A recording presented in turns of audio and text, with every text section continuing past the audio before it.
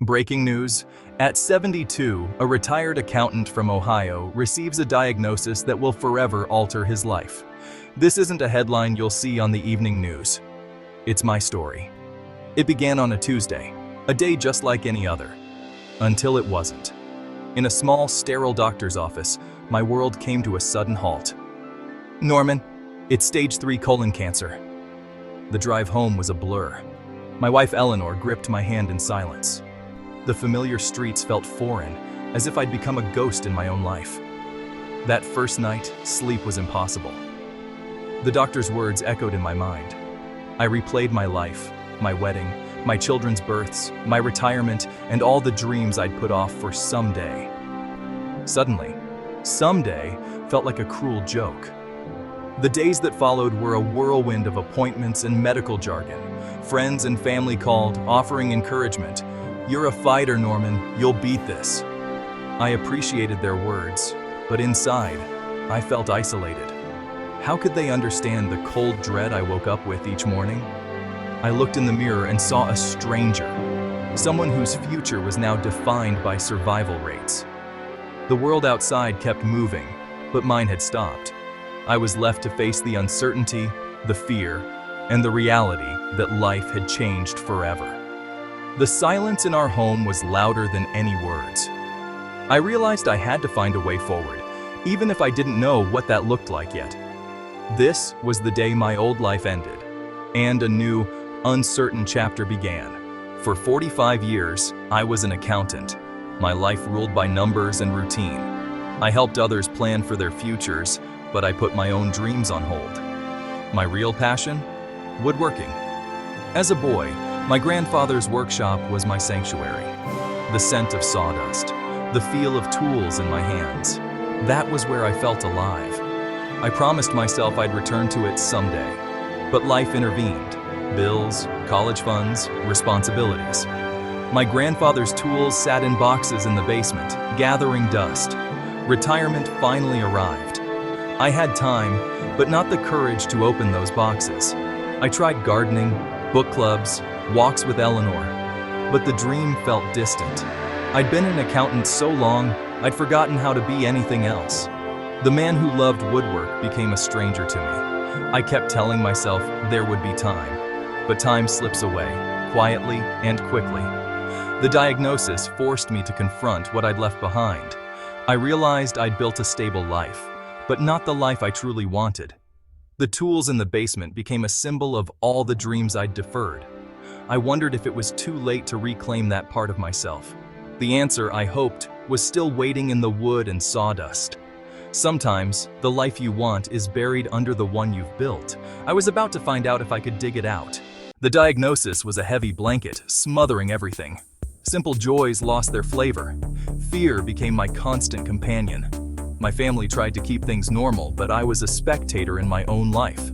I worried about treatments, about Eleanor, about leaving her alone after 48 years. I'd always been the planner. Now I was the one needing care. I hid my fear, trying to be strong for my family. But behind the brave face, I was crumbling. I sat for hours, lost in what-ifs and regrets. The world outside moved on, but I was stuck, facing my own mortality. Even surrounded by loved ones, I felt alone. This was my journey, my fight. I had to find a way through the darkness, even when I felt utterly lost. The hardest part wasn't the illness, it was the isolation. I needed to find hope, even in the smallest moments. The weeks after my diagnosis were a fog of fear, but then, small moments began to break through. A cardinal on the feeder, sunlight on the kitchen floor. Suddenly, I noticed them. Gratitude crept in alongside the fear. The cancer hadn't given me a death sentence. It gave me a wake-up call. My priorities shifted. The stock market, the lawn, the price of gas, none of it mattered. What mattered was time, love, and connection. I wanted to know my children's dreams, to hear my grandchildren's stories. Every day became a gift, every conversation an opportunity. The future shrank to a series of precious moments. The diagnosis stripped life to its core, love, connection, and the joy of being alive. I realized I'd taken so much for granted. Now, I was determined to savor every moment I had left. Life's beauty was in the details I'd overlooked for years. For years, I confused making a living with making a life. I measured success by bank accounts and retirement funds, always planning for the future. But when cancer arrived, my 401k offered no comfort. I realized I'd neglected the art of living. A life isn't built from numbers. It's built from moments and connection. The diagnosis forced me to ask, had I truly been present for my family? I shifted my focus from net worth to self-worth. Now I measured my days by laughter, learning, and love. I was finally building a life, one day at a time. The goal wasn't a perfect balance sheet, but a heart full of memories. One afternoon, I opened the boxes in the basement, my grandfather's tools, waiting for decades. Holding them, I felt like a boy again, full of wonder. I set up a workbench in the garage and bought some pine. My first project, a simple birdhouse. My hands were clumsy, but the process was everything. In the workshop, cancer faded away.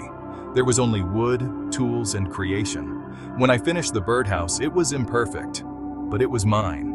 My grandson Leo joined me in the garage. We built a toy boat together. His pride was a greater reward than any paycheck. In that small space, I wasn't just building things. I was building memories. I was passing on a legacy. The scent of sawdust became the smell of second chances. I realized it was never too late to reclaim a dream.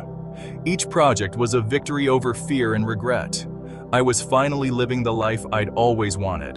The workshop became my sanctuary, a place of healing. In creating, I found hope again. Cancer introduced me to regret. Not dramatic mistakes, but quiet, missed moments. I thought of evenings I was too tired to play catch, weekends spent on paperwork instead of walks with Eleanor. My biggest regret was silencing the part of me that loved to create. I'd convinced myself passion was a luxury, not a necessity. Facing mortality, I saw regret as a teacher, not a punishment. It pointed me toward what mattered: presence, connection, joy. I couldn't change the past, but I could change the present. I called old friends, told my family I loved them, savored small joys. Each piece of wood I shaped was an act of defiance against regret. I was finally honoring the dreams of my younger self. It was never too late to start living with intention. Regret became my compass, guiding me to a fuller life. I learned to cherish the moments I still had. Every day was a chance to write a new story. People say, live every day like it's your last. But real life has responsibilities. The goal isn't reckless abandon, it's living with intention. Ask yourself, is this important? Does this matter? Say no to what drains you, yes to what fills you up. My clock is ticking louder now, but everyone's time is finite. Most of us act as if we have endless time. We don't. Don't wait for a crisis to show you what's important. Start small. Take one step toward a long postponed dream. Let the steady ticking of your own clock be your guide. Today is the best time to begin. My story isn't unique. Every day, people face life-changing news. My journey with cancer is hard, but it's also filled with more joy and gratitude than ever. This diagnosis, strangely, has been a gift. Clarity, courage, and purpose. I share my story not for pity, but to inspire reflection. You don't need a crisis to make a change, just a moment of honesty. Your life is a story, and you are the author. Are you writing the story you want to tell? You can start a new chapter today, even with a small, quiet change. Be present. Honor your passions. Share your story with someone you love. Connection is our greatest tool. Every day is a gift. Your story is still waiting to be written.